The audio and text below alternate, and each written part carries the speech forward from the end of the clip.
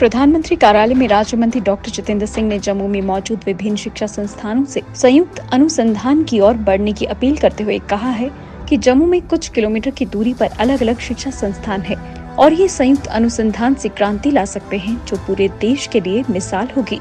Doctor Jitendra Singh वीरवार को संयुक्त अनुसंधान स्टार्टअप के लिए अब तक की पहली अंतर संस्थागत बैठक की अध्यक्षता कर रहे थे।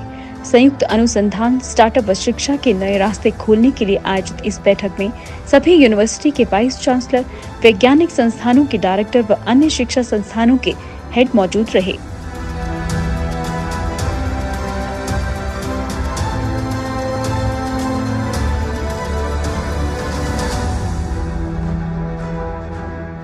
डॉक्टर जितेंद्र सिंह ने इन्हें संबोधित करते हुए कहा कि जम्मू एक ऐसा क्षेत्र है जहां कुछ किलोमीटर की दूरी पर IIT, IIM, IIMC, AIIMS, CSIR, IIM, GMC, SKUAST, central university व जम्मू यूनिवर्सिटी जैसे संस्थान हैं।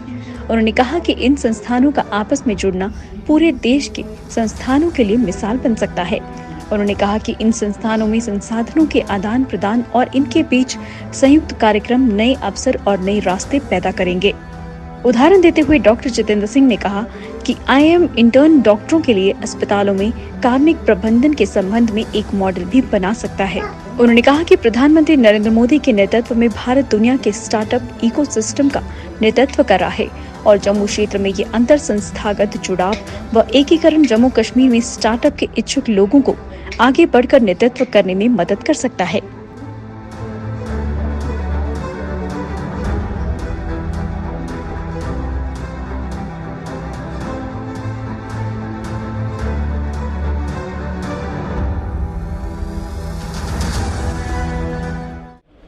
मुझे लग रहा है कि पहली बार ऐसा हो रहा है कि जम्मू में इत्तेफाक से एक ऐसा शहर है कि जहाँ पर 8-10 किलोमीटर रेडियस के भीतर बहुत स्पेशलाइज्ड इंस्टीट्यूशंस अवेलेबल हैं। यहाँ आईआईटी है, यहाँ आईआईएम है, यहाँ एम्स है, गवर्नमेंट मेडिकल कॉलेज है, यहाँ पर ट्रिपल आईएम सीएसआईआर है, स्क्वास्ट है, सेंट्रल यूनिवर्सिटी है, यूनिवर्सिटी ऑफ जम्मू है।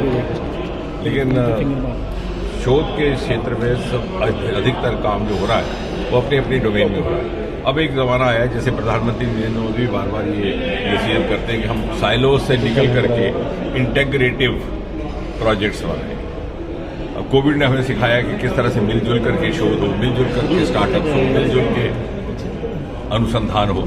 तो इस तरह से ये विचार आया कि हम ये इनिशिएटिव लें, जम्मू से इसका प्रारंभ करें, क्योंकि 8-10 किलोमीटर के रेडियस में ये सारे टीचिंग एंड रिसर्च इंस्टीट्यूट्स यहाँ पर उपस्थित हैं। तो इन्हीं के हेड्स, इनके डायरेक्टर्स हों या वाइस चांसलर हों, उनको यहाँ पर ला करके बिठा करके एक दूसरे को समझा सकें कि किस किस्म का कार्य उनके संस्थानों में हो रहा है और कैसे वो सामूहिक तौर पर, संयुक्त तौर पर, कोलैबोरेटिव इनिशिएटिव के तहत उसको आगे बढ़ा सकते हैं, टीचिंग के लिए भी, रिसर्च के लिए भी, स्टार्टअप्स के लिए। क्योंकि हमारे पास ऐसे ऐसे अनेकों प्रोजेक्ट्स हैं, अनेकों ऐसे काम हैं जो शायद अद्भुत हैं, जो शायद देश के दूसरे हिस्सों में नहीं हो रहे। ट्रिपल आईएम रोमा मिशन को, जो रोमा मिशन का जन्म इसी ट्रिपल आईएम से हुआ, पर्पल रेवोल्यूशन का कॉन्सेप्ट जम्मू कश्मीर से आया। हम चाहेंगे कि आने वाले समय में आईआईएम भी उससे जुड़ जाए, मार्केट मैपिंग हो, किस प्रकार से प्रोडक्ट्स जा रहे हैं। इसी प्रकार कोविड के लिए आईआईटी की तरफ से वेंटिलेटर्स का इजाद किया जाता है, वेंटिलेटर्स विकसित किए जाते हैं, क्यों ना वो मिलकर के मेडिकल स्कूल्स के साथ काम करें। और इस तरह से एक जॉइंट स्टार्टअप्स के माध्यम से एक सस्टेनेबल स्टार्टअप मूवमेंट, जिसमें एक ल्यूक्रेटिव लाइवलीहुड, जीविका कमाने का एक आकर्षक साधन भी रहे। तो मुझे लग रहा है कि ये प्रयोग हमारा सफल रहेगा। इसमें सरकार के प्रतिनिधि, जम्मू कश्मीर सरकार के प्रतिनिधि भी एक बड़ी उत्साहजनक बात है। और देखिए आने वाले समय में किस प्रकार से हाउ इट इवॉल्व्स। आने वाले समय में जो हमारा क्लीन एनर्जी के ऊपर फोकस है, उसका बहुत महत्वपूर्ण भूमिका रहने वाली है as a cost effective source. और इत्तेफाक से आज जो हमारी इस समय बैठक चल रही है, इसमें बाकी वरिष्ठ वैज्ञानिकों के अलावा सीएसआईआर की जो वर्तमान डायरेक्टर जनरल है, सीएसआई डॉक्टर कलाई सेल्वी, जो तमिलनाडु में पहले शोध किया करती थी अपनी वर्तमान जिम्मेवारी संभालने से पहले, वो लिथियम के ही क्षेत्र में एक्सपर्ट भी मानी जाती है और उसी के ऊपर उनका प्रोजेक्ट भी चल रहा है। और हमने उनसे भी ये अनुरोध किया कि वो इस वो थोड़ा सा और अध्ययन कर लें। पहले एक्सप्लोरेशन का काम होगा, क्या उसकी वैल्यू है, उसी प्रकार फिर हम आगे बढ़ें। तो कब तक संभावना है कि ये कार्य ये इन फेजेस चलेगा। जिस तरह से हमें अगले मरहले के परिणाम मिलेंगे उतनी गति भी पकड़ते जाएंगे। यानी अगर अगले परिणाम हमें उत्साहजनक मिले, एनकरेजिंग मिले, तो हम और तेजी से बढ़ेंगे। अगर उसमें लगा कि थोड़ी सी कोई कोताही रह गई है तो उसको दुरुस्ती करनी पड़ेगी। लेकिन हमने ये प्रक्रिया प्रारंभ कर दी है। साथ ही साथ ग्रीन हाइड्रोजन में भी भारतवर्ष काम करना शुरू हो गया। प्रधानमंत्री जी ने लाल किले से ग्रीन हाइड्रोजन मिशन की बात की थी। मुझे लगता है आने वाला समय 20-25 साल में ऐसा होगा कि ग्रीन हाइड्रोजन हमारे यहाँ से एक्सपोर्ट होगी दूसरे देशों में।